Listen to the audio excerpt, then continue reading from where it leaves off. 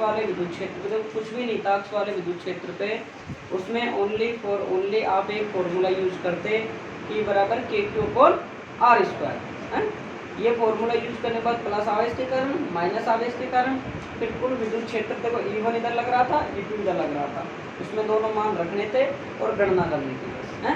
और विद्युत आघूर्ण क्या कहलाता था कि हमारा कोई एक आवेश और उनके बीच की जो दूरी है उनका गुणनफल क्या कहलाता था, विद्युत आघूर्ण कहलाता था। यही बात थी ना कल अपने पास में। और विद्युत द्विध्रुव क्या था, दोनों आवेशों का परिमाण विपरीत दिशा में और अल्प दूरी पर स्थित है, वो हमारा क्या कहलाता था, विद्युत द्विध्रुव कहलाता था। यही बात थी कल सारी की सारी। फिर भी किसी बच्चे को समझ में नहीं आया तो लास्ट में रुक के आप पूछ जाना को, ठीक है ना, ऐसी दिक्कत आ जाए। अब देखो भाई निरक्ष पर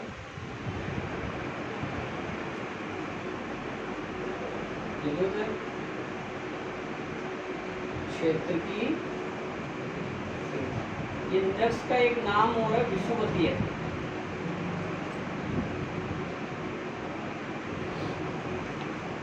ये नाम हो रहा जाता है, कई बार एग्जाम में आ चुका है, कई बार आ जाता है। तो विषुवतीय रेखा पर विद्युत क्षेत्र की तीव्रता ज्ञात करनी है हमको। पहले तो आप सबसे पहले एक बात बताओ मुझे कि आगे जा मत, निरक्ष पर जो विषुवतीय रेखा है या निरक्ष है वो किसे कहते हैं, ये बताओ मुझे। कल मैंने एक्सप्लेन किया था आपके सामने कि अक्ष तो क्या था कि सर इस तरह और इस तरह दोनों को जो मिलाते हैं ना वो क्या कहलाता था, अक्ष कहलाता था। ये बात थी। आज मैं पूछ रहा हूँ आपसे कि ये जो निरक्ष है ना ये क्या होता है, हाँ भाई कोई बता सकता है तुम में से? निरक्ष कल मैंने समझाया था, ये लंबवत गुजरने वाली रेखा क्या कहलाती है, हमारी निरक्ष कहलाती है, ठीक है।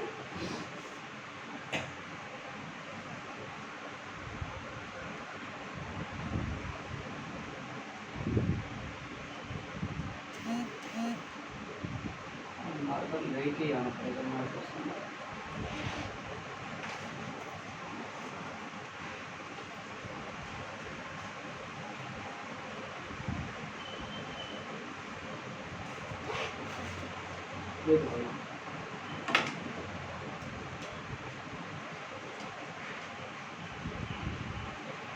ये अपने पास में क्या है, दो आवेश रखे हुए हैं अपने पास में, तो प्लस आवेश और एक माइनस आवेश। या आप मान सकते हो ए बिंदु, ये मान सकते हो आप बी बिंदु, ठीक है। अब इस बिंदु से इस बिंदु के केंद्र बिंदु क्या है भाई, ओ बिंदु ये रहा। अब इसके केंद्र से गुजरने वाली रेखा क्या कहलाएगी, हमारे पास में निरक्ष कहलाएगी। अब ओपी ओपी सब बात में देखना, आप समझ लो पहले, है ना। इसके केंद्र से गुजरने वाली रेखा क्या कहलाएगी, निरक्ष कहलाएगी। कोई भी ये आवेश है, मैंने कल भी बताया था कि हमारे पास में ये एक रेखा रखी हुई है, दो आवेश रखे हैं, पहला क्यू आवेश और ये माइनस क्यू आवेश। अब इसके ये जो केंद्र से गुजर रही है रेखा ये क्या कहलाती है, हमारी निरक्ष कहलाती है, ठीक है। ये लंबवत गुजरने वाली रेखा क्या कहलाती है, निरक्ष कहलाती है। अब इसके केंद्र से गुजरती है रेखा ये, ठीक है भाई। ये यहाँ पे आर दूरी पर क्या रखा हुआ है, कोई पी बिंदु रखा हुआ है, ठीक है। और इस पर क्या ज्ञात करनी है हमको, विद्युत क्षेत्र की तीव्रता ज्ञात करनी है, ठीक है।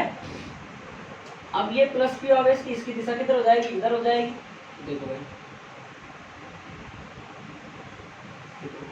इसकी डायरेक्शन और इसकी डायरेक्शन इधर, समझ गए ना आप लोग। इसका इलेक्ट्रिक फील्ड की जो डायरेक्शन है वो किधर जाएगी, इधर हो जाएगी।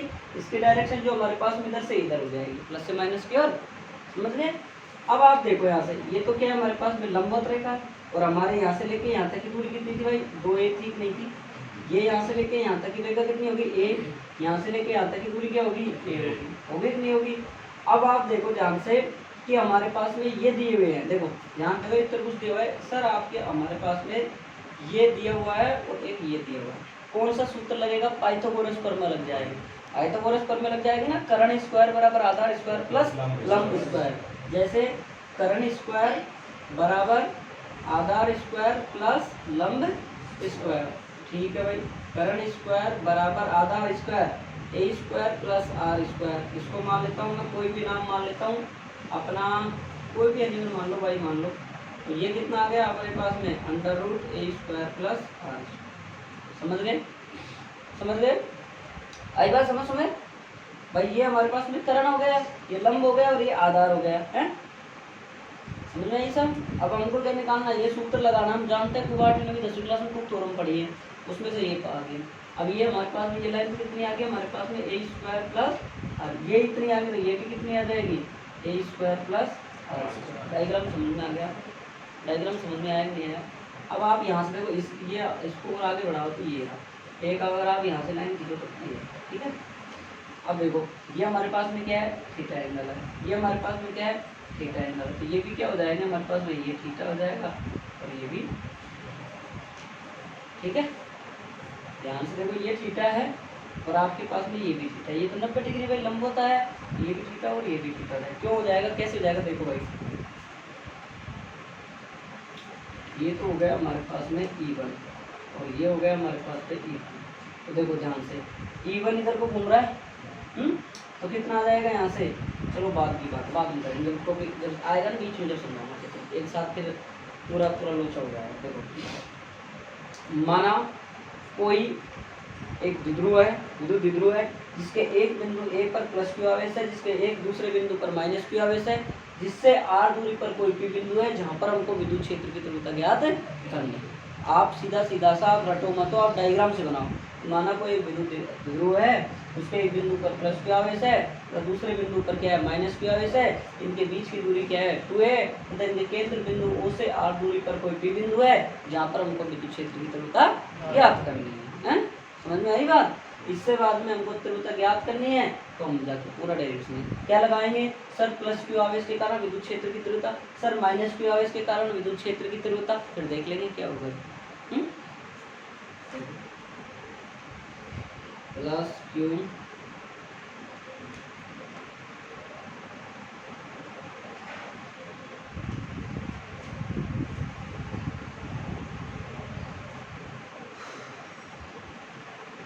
क्या हो जाएगी भाई बताओ। सर वही फॉर्मूला लगाओ, कौन सा लगाएं सुमेर, के क्यू अपॉन आर स्क्वायर वाला, वही तो लगेगा भाई। बिंदु तीव्रता वाला फॉर्मूला क्या था, कल मैंने बताया था आपको, सर ई बराबर बताया था आपने के क्यू अपॉन आर स्क्वायर है। अब हमको इस पर निकालनी है पहले बिंदु पर, तो क्या आ जाएगा, के क्यू अपॉन आर स्क्वायर। आप इसको खोल सकते हो 1/4 पाई एप्सिलॉन। तो इस देखो ये तो फॉर्मूला यही है। अब हमारे पास में इसकी जो दूरी है वो कितनी है, √a² + r² है नहीं है, यहाँ से लेके यहाँ तक ही देख लो आप, सही है ना। तो कितना आ गया, √a² + r² और इसका स्क्वायर, सही है। अब इसके बाद में क्या आ जाएगा, क्यू अपॉन वर्ग तो हट जाएगा, देखो ये वर्ग तो हट जाएगा क्योंकि अंडर रूट है ना, ये तो जाएगा, ये बच जाएगा, सही है ना। मोनिका समझ में आया? हाँ भाई समझ में आ गया सबके, सुनील बताओ कोई प्रॉब्लम यहाँ तक? अब इसके कारण निकालनी है।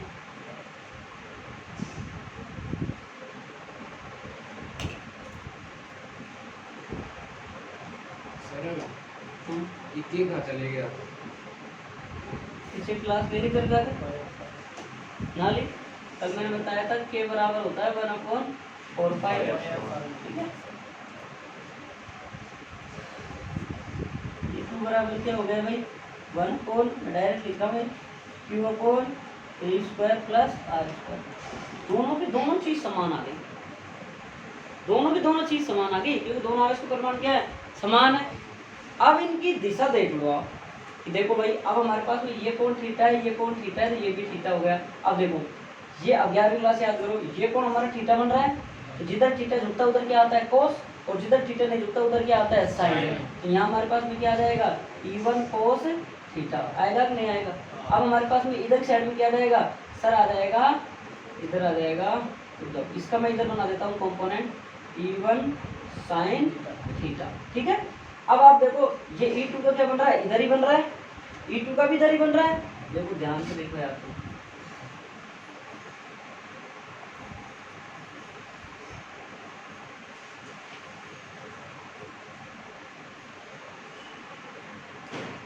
ध्यान से देखो, ये आपके पास में इधर झुक रहा है नहीं झुक रहा है, ये क्या बनेगा सर, E1 cos थीटा, और फिर इसका ऊपर की तरफ कितना बन जाएगा, सर बन जाएगा E1 sin थीटा। अब E2 भी इधर ही झुक रहा है तो सर इधर इसका भी इधर ही बन जाएगा, और लेकिन ये जो यूं झुकेगा जो नीचे एक साइड आ जाएगा, सही है। अरे भाई देखो एक बात, आपके पास में ये यहाँ पे थीटा बन रहा है एंगल, ठीक है। अब इधर झुक रहा है तो इधर क्या आ जाएगा, कोस आ जाएगा, इधर क्या आ जाएगा, साइन आ जाएगा। फिर इसका भी तो झुक रहा है, इधर झुक रहा है नहीं झुक रहा है, अब इसका इधर झुक रहा है तो क्या आएगा, कोस ही तो आएगा, लेकिन इसी लाइन पे आ जाएगा, तो E2 cos थीटा। अब फिर इसका वापिस से कंपोनेंट देखो, ये लाइन ये ऊर्ध्वाधर का बन रहा है इसका, और ये किसके साथ बन रहा है, इसके साथ बन रहा है, तो क्या आ रहा है कोस। अब इधर तो बन रहा है, तो इसका नीचे की साइड में ये नीचे वाली लाइन अपने पास देखो यहाँ भी है, ये क्या आ जाएगा E2 sin। आई बात समझ में भाई, मेरी बात समझ में आई। बस इसमें यही प्रॉब्लम है और कुछ भी नहीं है इस टॉपिक में, बाकी ये समझ में आ गया, जिसको पूरी चीज ग्रामेंट समझ में आ जाएगी। एक बार वापिस से एक्सप्लेन कर रहा हूँ, वापिस से देख लो बराबर। आपके पास में ये चीज बनी हुई है, चाहे ऐसा कोई दिक्कत नहीं है, आप E1 E2 कैसे भी मान लो, ठीक है। अब आपके पास में यहाँ थीटा है सर, थीटा इधर झुक रहा है सर, हमने मान लिया E1 cos थीटा, तो सर इसका इधर ले लिया, क्यों सर इससे पकड़ रहे हैं हम तो इसको, ये क्षैतिज वाले के साथ में, यूं मानो A B और C। अब हमारे पास में क्या है BC, इसके साथ में बना रही है, इसके साथ में BC cos थीटा, अब BC cos थीटा, अब चलो C का मानो C से बन रहा है, इसका इसके साथ में बन गया cos थीटा, अब इसका ऊर्ध्वाधर भी तो बनेगा ऊपर की साइड में, तो यहाँ क्या आ जाएगा E1 sin थीटा। अब हमारे पास में E2 भी इधर झुक रहा है यूं साइड में, तो इसका भी किधर आ जाएगा सर, इधर ही आ जाएगा E2 cos थीटा, लेकिन जब इसका क्या आ जाएगा ऊर्ध्वाधर, लेकिन कहाँ आ जाएगा नीचे। आगे बात समझ में आ गई। अब देखो आप यहाँ से, तो हमारे पास में दोनों के दोनों आगे विद्युत क्षेत्र के आगे समान परिमाण के, आगे कि नहीं आगे, दोनों दोनों समान, देखो ये भी समान है और ये भी समान है, तो हमारे पास में दोनों क्या परिमाण में समान है तथा विपरीत दिशा में है, तो इनको क्या करें हम घटकों में वियोजित कर लेंगे, घटकों में वियोजित करेंगे, जैसे ये कर लगा मैंने घटकों में वियोजित। अब देखो घटकों में वियोजित, देखो ये हमारे पास में दोनों बराबर है, तो आपको पता है ये भी बराबर होगा और ये भी बराबर होगा, भाई E1 और E2 बराबर है ना, तो E1 sin थीटा बराबर क्या होगा E1 sin थीटा, तो ये देखो ये ऊपर का तो प्लस में, नीचे का क्या है माइनस में, हट जाएंगे भाई, ये निरस्त होंगे कि नहीं होंगे, ये दोनों ये निरस्त हो जाएंगे कि नहीं हो जाएंगे, हो गए निरस्त एक दूसरे से। अब इसके बाद हम बचे हमारे पास में अक्ष की तरफ की बात, तो देखो एक ही डायरेक्शन में दोनों के दोनों, एक ही डायरेक्शन में दोनों के दोनों, दैट इज एक बार सब फोकस करो चीज पे, हमारे एक ही डायरेक्शन में है, ये चीज बन रही है हमारी, पहले तो ये आ रहा था कि सर E1 sin थीटा, और यहाँ आ रहा था सर E1 sin थीटा, अभी मतलब सर यहाँ दो था है, तो दो बराबर एक है, ये तो दोनों कट गए भाई, ये हमारे क्या है एक दूसरे से विपरीत दिशा में। अब हमारे पास में ये आ रहा है इधर साइड में सारा, दोनों दोनों E1 भी इधर आ रहा है और E2 भी, तो ये दोनों क्या हो जाएंगे जुड़ जाएंगे। अगली बात समझ, बस ये पढ़ रहा, और किसी को ये भी नहीं आया ना यार मैं तुम ना कर सकता, तो देखो भाई उसका भी दूसरा तरीका है, दूसरा तरीका वो मैं बता दूंगा आपको, ठीक है, शॉर्ट में आता है, मैं लाइन में हिंदी में आपको लिखवा दूंगा, बोर्ड पे तो क्या लिखूँ, बोर्ड के बता दूंगा ना।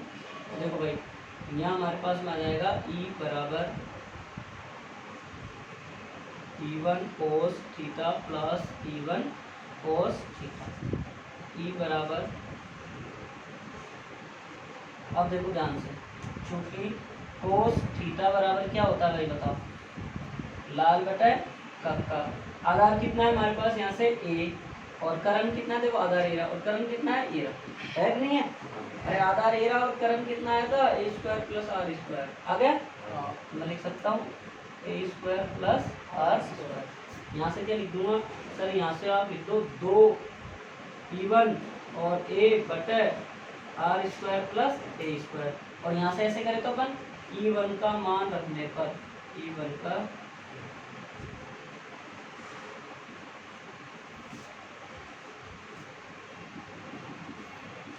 कितना हो जाएगा 1/4 epsilon Q upon R² plus A² गुणा A और R² प्लस A², समझ में आ गई भी, देख लो आप, ये अंडर रूट में है, E1 का मान आपके पास में ये रहा, ये कहीं रख दिया, सही है, सही समझ में आ गई बात सबको, सुने विकास। अब आप देखो आगे E बराबर 2 गुणा Q अपॉन 4 एप्सिलॉन A बटा, देखो ये घात 1 है, ये घात 1/2 है, तो 1 + 1/2 कितना होता है 3/2, होता है नहीं होता है, ये घात 1 है, ये घात 1 है और ये घात 1/2 है, तो आप समझ सकते हो ना घात गुणा में क्या होती है, जुड़ती है, समझ गए समझाऊं, अरे समझ गए सुने। अब देखो यहाँ से क्या आ गया, R² प्लस A² का 3/2, ठीक है, चूंकि आर हमारा है ग्रेटर देन ए है, आर स्क्वायर क्या है भाई, बहुत ज्यादा बड़ा है, तो हम क्या करेंगे ए स्क्वायर को नगण्य मानने पर मजा आ जाएगा आज आपको टॉपिक में, ये पक्की बात कर रहा हूँ, अगर आप समझोगे तो अच्छे से आपका पूरा फोकस यहाँ होना चाहिए, तो 101% आपसे गारंटी दे रहा हूँ आपको एकदम टॉपिक क्लियर हो जाएगा। बस आपके जो ध्यान केंद्र है ना वो आपका यहीं होना चाहिए। अब आपका ध्यान जा रहा कहीं सरने में, तो अब जिमने चालू हो गए ना। ई बराबर क्यू बटे 4πε ए बटे कितना आ जाएगा भाई, देखो आर स्क्वायर की पावर 3 बटे 2 से 2 कट गया, ई बराबर 2q बटे 4πε ए बटे कितना आ जाएगा,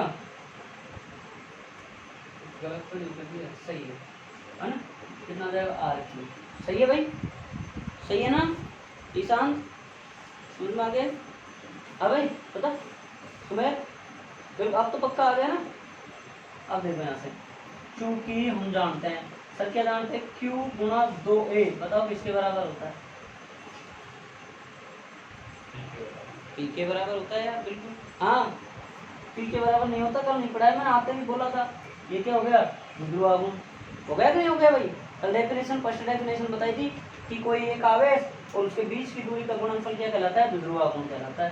तो E बराबर क्या हो गया हमारे पास 2/4πε और P, एक तो ये फॉर्मूला आ गया, एक आ जाएगा 2 RQ 2kP/RQ, और वेक्टर फॉर्म में लो, एक ये आ गया है ना, ऐसे पूछ सकता है वो, वेक्टर फॉर्म में लोगे तो बताओ, देखो भाई 2kP वेक्टर अपॉन, अरे यार 2 क्यों आएगा भाई, 2 तो यहाँ गया ना, यहाँ तो गया, इस 2 को इसके साथ में गुणा करके मैंने ये लिख दिया ना, 2 नहीं आएगा, नहीं आई समझ में बात, सुने वापिस बताओगे, देख क्यों मेरा गुणा 2 को साथ हमने इसको गुणा कर दिया, इसको गुणा करके हमने क्या लिख दिया P, सही है ना भाई, 2 को हमने एक के साथ लिख दिया ना दूरी के साथ में, ये P हो गया, तो P हमने उतार दिया, 1/4πε क्या लिख सकते हैं KP/RQ। अब हम इसको वेक्टर फॉर्म में दर्शा रहे हैं, तो हमारे देखो भाई इलेक्ट्रिक फील्ड की जो डायरेक्शन है विद्युत क्षेत्र की, वो तो किधर है, प्लस से माइनस की ओर, वो तो किधर है भाई, प्लस से माइनस की ओर, प्लस से माइनस की ओर, है ना, और हमारा द्विध्रुवागुण की दिशा किधर होगी, माइनस से प्लस की ओर, तो यहाँ पे क्या होगी, अपोजिट। सुनो मेरी बात, आपके विद्युत क्षेत्र की दिशा हमेशा किधर होती है, प्लस से माइनस की ओर होती है कि नहीं होती, इलेक्ट्रिक फील्ड की दिशा प्लस से माइनस की ओर होती है, और आपका द्विध्रुवागुण की दिशा किससे होती है, माइनस से प्लस की ओर, तो आपकी जो इलेक्ट्रिक फील्ड है उसकी डायरेक्शन इधर हो जाएगी, लेकिन जो आपका द्विध्रुवागुण उसकी दिशा किधर हो जाएगी, इधर। अब आप देखो यहाँ पे जब हमारे पास P है और हमारे पास द्विध्रुवागुण दिशा किधर हो रही है, इधर हो रही है, तो अपोजिट आ रहा है ना, अपोजिट में जा रही दिशा, यहाँ क्या आ जाएगा, बहुत से टीचर क्या होते हैं यही माइनस लेके चलते हैं, इसमें कई जगह माइनस शुरू से लेके चल जाते हैं। ये आ गया अब आपके पास very very very important formula, ये चीज को बड़ी भूलना मत, हाँ बोलो, हाँ ये तो मैंने फालतू में लिख दिया,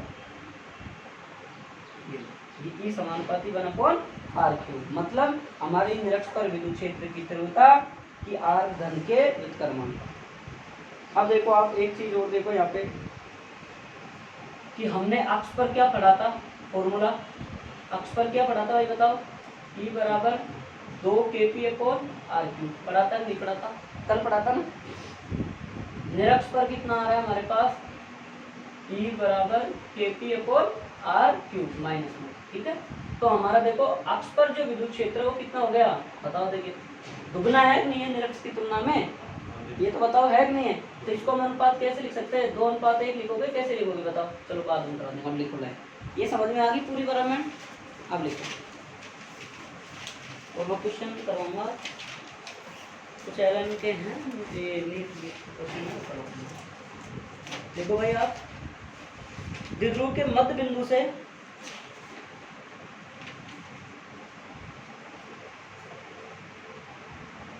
द्विध्रुव के मध्य बिंदु से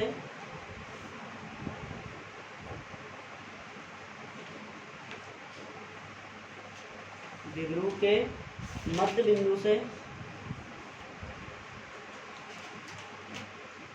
लंबवत गुजरने वाली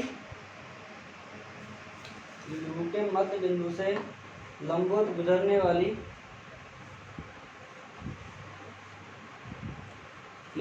लंबवत गुजरने वाली विषुवतीय रेखा या रेखा, गुजरने वाली विषुवतीय रेखा क्या कहलाती है? निरक्ष रेखा कहलाती है। ऐसे देखना, गुजरने वाली रेखा, किसी द्विध्रुव बिंदु के केंद्र बिंदु से गुजरने वाली रेखा विषुवतीय रेखा या निरक्ष रेखा कहलाती है ना। वो पहले एक शब्द जोड़ देना पहले। अब आप क्या करोगे, 2 समीकरण तक उतारो आप, ओनली 2 समीकरण। पहले डायग्राम बनाओ अच्छे से। अब देखो ये जो चीजें है ना, ये अदरवाइज चीजें हैं, इनको आप कैसे किया करो, इनको आप अलग से रख लिया करो, ठीक है। यहाँ आप चाहो तो यहाँ E1 बना लो, यहाँ चाहो तो आप E2 बना लो, आपकी इच्छा के अकॉर्डिंग आप खुद बना सकते हो, ठीक है। और एक और लिख देता हूँ मैं, E1 cos थीटा, ठीक है, बना लो। डायग्राम अच्छे से बनाना, समझ में आ जाएगा बस।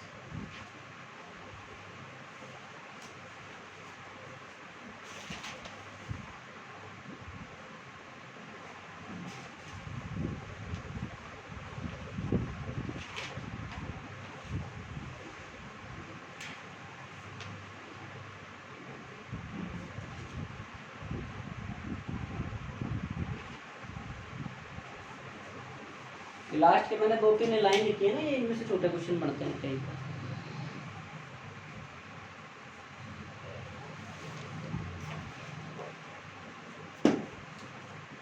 फिर है ना, इसमें से करवाते हैं लेट के ना।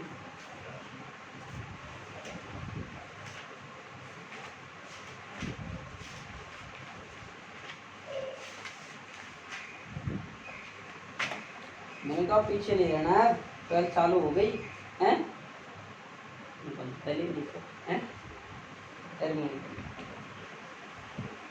उतारो भाई, दिशा में होगी। इधर वापस से देख लीजिए आप सब लोग, बोर्ड पे आ जाइए एक बार। इधर वापस देखो, इसको आप इम्पोर्टेंट लगा लेना, कल वाले को भी रात वाले, कल वाले को मैंने लगा दिया तो इम्पोर्टेंट लगा लेना। एक और टॉपिक पढ़ाया था मैंने, विद्युत क्षेत्र की तीव्रता वाला, वो भी इम्पोर्टेंट लगा देना।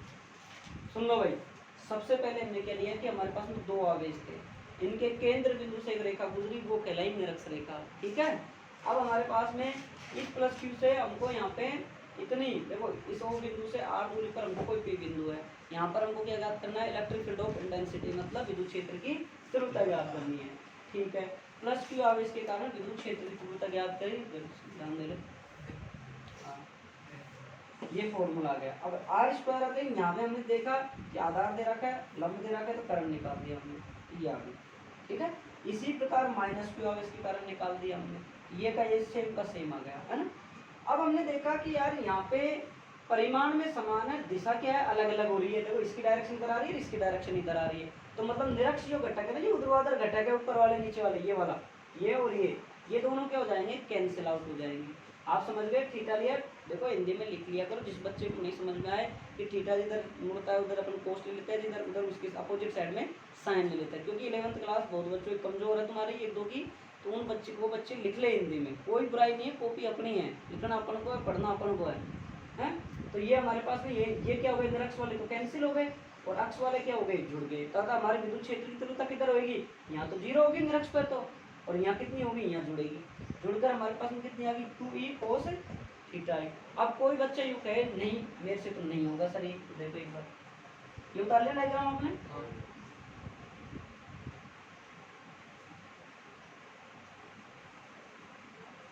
वो आपका काम रहेगा घर से, मैं तो आपको एक फॉर्मेट बता देता हूँ आपको, सीधा सीधा सा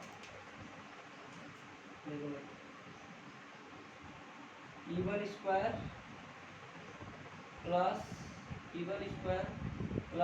2E1 E2 cos थीटा और E का।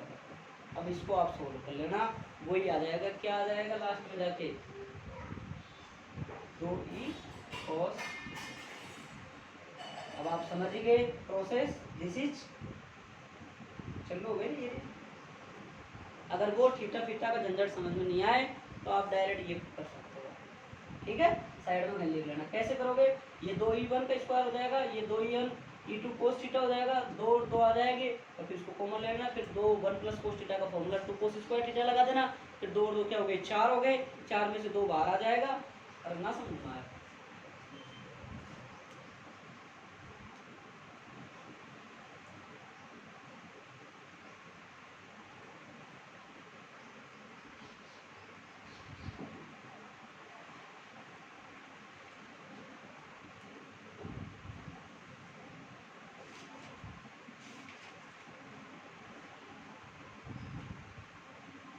1 प्लस e1 स्क्वायर 2 आएगा। हाँ भाई, f1 प्लस f2 का होल स्क्वायर देख कितना आएगा, सही है ना। तो यहाँ से e1 स्क्वायर की कॉमन निकाल लो।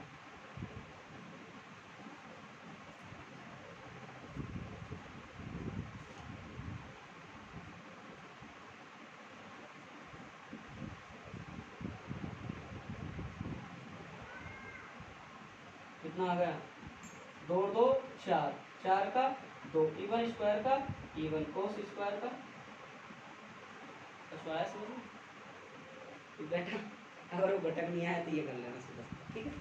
अब आप कर लो। अब आपको 2 मेथड दे दिए यार, इससे ज़्यादा उनके जान लोगे।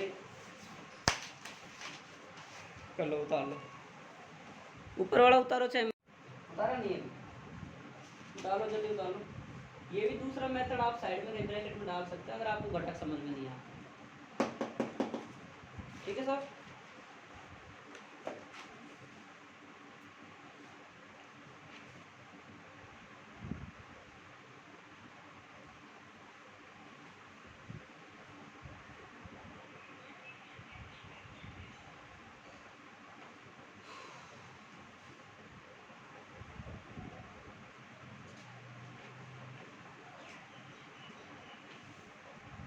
चलो हाँ, देखो भाई, अक्ष पर सूत्र क्या होता है, ये होता है। निरक्ष पर सूत्र ये होता है नहीं होता है। अब हमसे पूछ ले कि अक्ष पर विद्युत क्षेत्र कितना होता है। देखो अक्ष पर कितना होता है, ई बस ये किसका है, अक्ष पर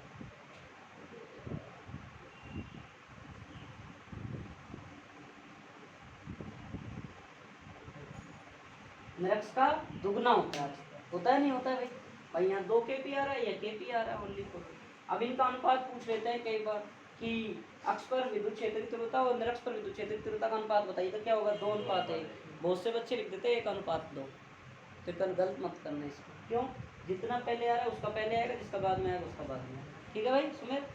और कोई दिक्कत है? शाम देखने से पार नहीं पड़ती है, जब तक तू पेन चला के घर नहीं पड़ेगा ना रखो भी में, जब तक नहीं होंगे तेरे से क्वेश्चन। हासिल हो लगे अरे यार ये गलत बात दवा ना जल्दी के नीचे से मिटा दो।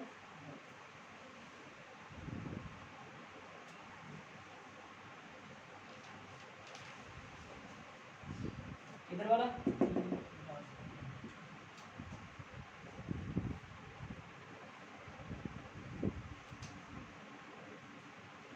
बुक सब ले आना और चैप्टर के जैसे ही मैंने टॉपिक पढ़ाया घर जाके देखो क्वेश्चन न्यूमेरिकल करो फटाफट। न्यूमेरिकल जरूर करते रहना। किताब ले ली, पीडीएफ डाउनलोड करो, बुक नहीं है बेटा बताओ। क्वेश्चन लिखो, देखो मैं अलग की सीट में से करवा रहा हूँ ना, लिखो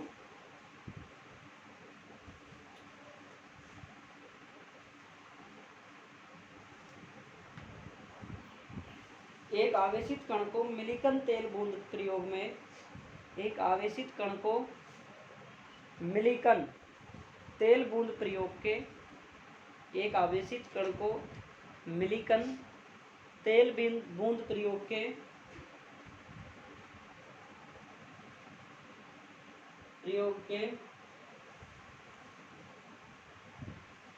विद्युत क्षेत्र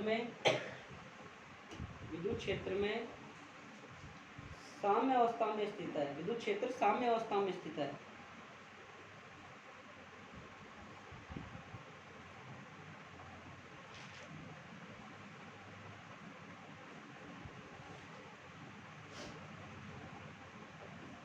लिख लिया, यदि प्लेटों के मध्य विद्युत क्षेत्र की दिशा, यदि प्लेटों के मध्य विद्युत क्षेत्र की दिशा विपरीत कर दी जाए,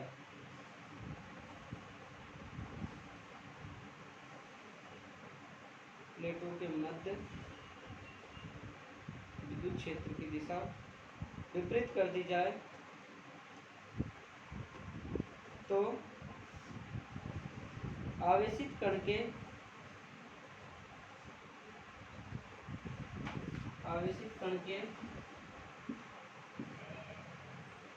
त्वरण की गणना करो। आवेशित कण के, अब क्या वीडियो तो बनेंगे, लेकिन अब क्या जैसे जैसे क्लासें होंगी ना, क्लासें लॉक कर दी जाएंगी, जो बच्चे लेट आएंगे उनको दे दी जाएगी, अलग से प्रोवाइड करवा दी जाएगी। आवेशित कण के त्वरण की गणना कीजिए। देखो भाई, ओ भाई सामने देखो, मैं ओनली फॉर ओनली कंसेप्ट करवा रहा हूँ। एक ऐसा ही क्वेश्चन आपका एनसीईआरटी का एग्जाम्पल आप खुद करोगे, मैं नहीं करूँगा। वो एग्जाम्पल भी लिखा हूँ क्या? देखो एग्जाम्पल में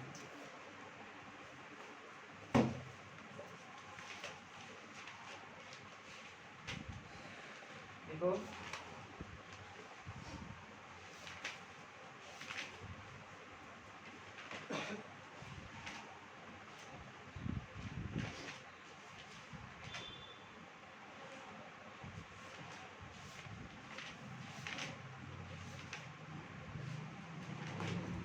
देखो भाई, एक तेल की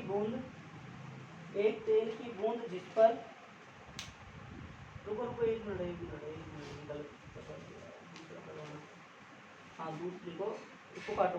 कोई इलेक्ट्रॉन 2.0 गुणा 10 की पावर 4, कोई इलेक्ट्रॉन 2 गुणा 10 की पावर 4 न्यूटन प्रति गुलाम, न्यूटन प्रति का मतलब प्रति हिंदी मत लिखा करो, बटे में लिखा करो, ठीक है ना। न्यूटन बटे गुलाम परिमाण के एक समान विद्युत क्षेत्र में, परिमाण के एक समान विद्युत क्षेत्र में 1.5 सेंटीमीटर दूरी तक गिरता है।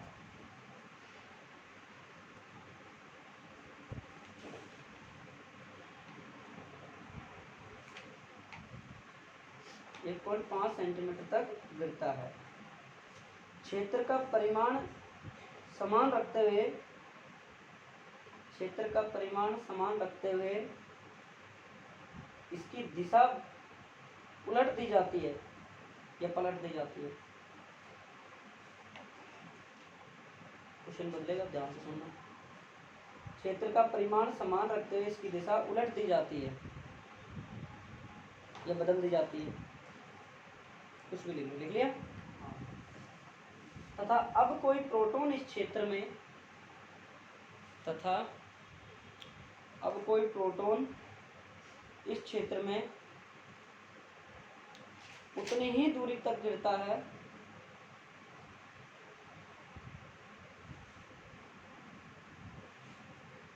दोनों प्रकरणों में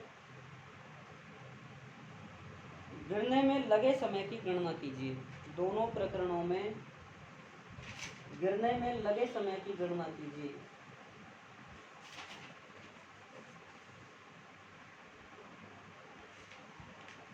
आपका एग्जाम्पल है 1.8 है एक किताब का। इस परिस्थिति में गुरुत्व के अधीन मुक्त पतन से तुलना कीजिए। मुक्त पतन से तुलना कीजिए।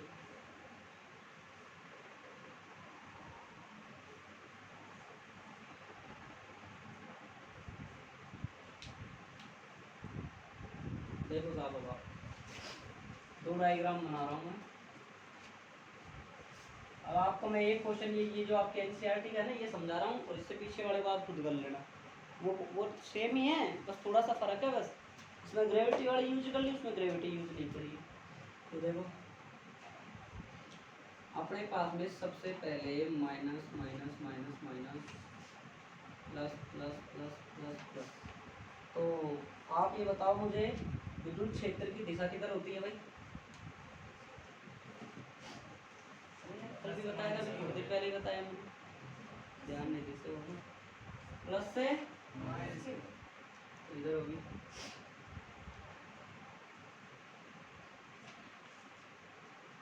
क्वेश्चन में क्या कहा, कोई इलेक्ट्रॉन गिरता है, मैंने मान लिया कोई इलेक्ट्रॉन है, m मास का है। अब ये क्या कर रहा है भाई, गिरता है, गिरेगा नीचे की ओर बल लगेगा, और इसका बल का कहाँ अनुभव करेगा, नीचे की ओर बल का अनुभव करेगा। तो यहाँ पे क्या आ जाएगा, बराबर कितना जाएगा, q आएगा कि नहीं आएगा, आएगा नहीं? ओ भैया जी, इधर देखो जी, मैं यूँ कह रहा हूँ, यहाँ से आपकी कोई डोरी है और यहाँ से आपने यूँ गिरा दिया इसको पत्थर को, तो आपका इलेक्ट्रॉन ऊपर से नीचे गिर रहा है, तो आपका एम जी किधर लगेगा, नीचे, मतलब आपका बल का अनुभव किधर होगा, नीचे। या तो एम जी बोल दो या क्यू ई बोल दो, ठीक है, ठीक है, समझ में आया मेरी बात? अब यहाँ से आपके पास में किस किस का मान निकल रहा है, वो यहाँ से आपके पास में इलेक्ट्रॉन का अनुभव करता है। तो देखो भाई, एफ बराबर क्या आ रहा है आपके पास में, बताओ भाई, क्यू ई लिख सकते हो आप, या फिर इसको आप लिख सकते हो ई भी लिख सकते हो, लिख सकते हो नहीं लिख सकते हो। किसके लिए ज्ञात कर रहे हो आप, इलेक्ट्रॉनों के लिए ज्ञात कर रहे हो। एफ बराबर क्या होता है, एम ए होता है कि नहीं होता है, इसको हम ई लिख लेते हैं, mass of electron, acceleration of electron, ठीक है। इसके बाद में हम क्या लिख देंगे इसको, बताओ भाई, क्यू क्या क्या लिख देंगे, ई लिखे क्या लिखे, बताओ भाई, ई लिख दो, ठीक है। हम किसका मान निकाले यहाँ से, बताओ भाई, किसका मान निकाला हमसे, क्वेश्चन में क्या कहा लास्ट में, इस परिस्थिति में गिरने वाले समय की गणना कीजिए। ठीक है भाई, समय की गणना जब तो कर सकते हो, हमारे पास पहले त्वरण होना चाहिए, पहले त्वरण निकालते हैं हम, सुने तो त्वरण निकालेंगे, यहाँ से क्या हो जाएगा, ए ई बराबर ई बटे एम ओ ई, ठीक है। आपके पास में देखो ए ई बराबर ई का मान 1.6 गुना 10 की पावर माइनस, अब क्वेश्चन में दे रखा है ई का मान, कैपिटल ई का मान शुरू में कितना मान दे रखा है, 2.0 गुना 10 की पावर 4। मास ऑफ इलेक्ट्रॉन कितना होता है, 9.1 गुना 10 की पावर माइनस, होता है नहीं होता है। वापिस देखो, आपका इलेक्ट्रॉन ऊपर से नीचे गिरा, आपने बल का अनुभव किया, आपके जो बल F बराबर क्या होता है आपके पास, एम ए होता है सर, होता है कि नहीं होता है। और सर ये F बराबर, सर F बराबर होता है क्यू ई बराबर है, या आप क्या लिख सकते हो, एम जी, ठीक है। फिर हमने ए का मान निकाल लिया, ठीक है भाई, इतना समझ में आ गया। अब आप इसको कैलकुलेशन करोगे, जब आपके आंसर आएंगे, मैं डायरेक्ट लिख देता हूँ 3.51 गुना 10 की पावर 15 और मीटर प्रति सेकेंड स्क्वायर, क्योंकि त्वरण का मात्रक क्या होता है, मीटर प्रति सेकंड स्क्वायर। अब देखो आप, वो क्या ज्ञात करवा रहा है, समय भी ज्ञात करवा रहा है आपसे। तो समय ज्ञात करने के लिए आप क्या करोगे, एस बराबर कौन सा फॉर्मूला लगाओगे, किसका नियम है, गति का नियम है कि नहीं है, कौन सा नियम है, पहला तीसरा दूसरा, सारी रोटी में नीचे पड़ गया। अगर टेस्ट नंबर कम आ गया ना, जब देखना हमारे पास में प्रारंभिक वेग कितना है, 0, भाई प्रारंभिक वेग कितना है, 0 हमारे पास, 0 प्लस 1/2 टी स्क्वायर। यहाँ आप एस का रूट इसमें कर सकते हो, एच में भी रूट में भी कर सकते हो, ऊपर से गिर रहा है तो हाइट ले लेंगे, क्योंकि हमको क्वेश्चन में हाइट दी है ना। तो एच बराबर, एच को गुणा कर दो 2 से, बराबर कर दो टी स्क्वायर। तो हम क्या लिख सकते हैं यहाँ से, टी स्क्वायर बराबर 2h/a और टी बराबर अंडर रूट 2h/a।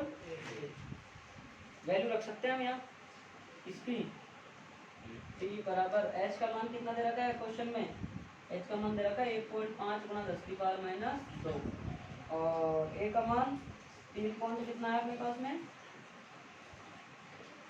3.51 गुना 10 की पावर 15। इसको सोल्व करोगे तो आएगा 2.92 गुना 10 की पावर माइनस 9 सेकेंड। ये आप करोगे प्रिय, कैसे सर, देखो हमारे पास में क्या बता रखा है, हमारे पास में इलेक्ट्रिक फील्ड, हमारे पास में ये देखो, ये प्लस से और ये माइनस, हमारे इलेक्ट्रिक फील्ड की डायरेक्शन प्लस से, और हमारा कण कहाँ से गिर रहा है, यहाँ से गिर रहा है इधर, तो क्या होगा क्यू।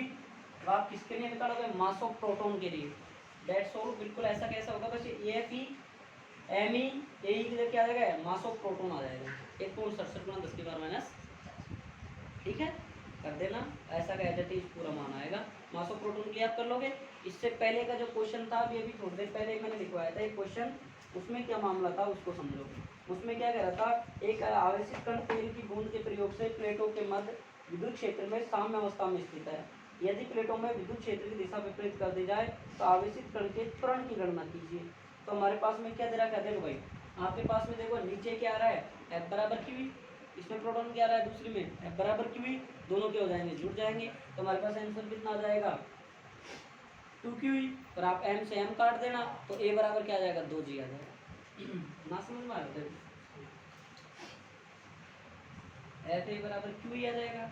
फिर उसके बाद दूसरा भी आ जाएगा, फिर दोनों को भाग दोगे आप, M से M कट जाएगा और A बराबर जो भी आएगा जो मान निकाल देना। ठीक है, कर लोगे ना उसको। भाई दोनों है तुम्हारे पास में, ये इतना आ रहा है वो भी इतना ही आ रहा है, उतार लो।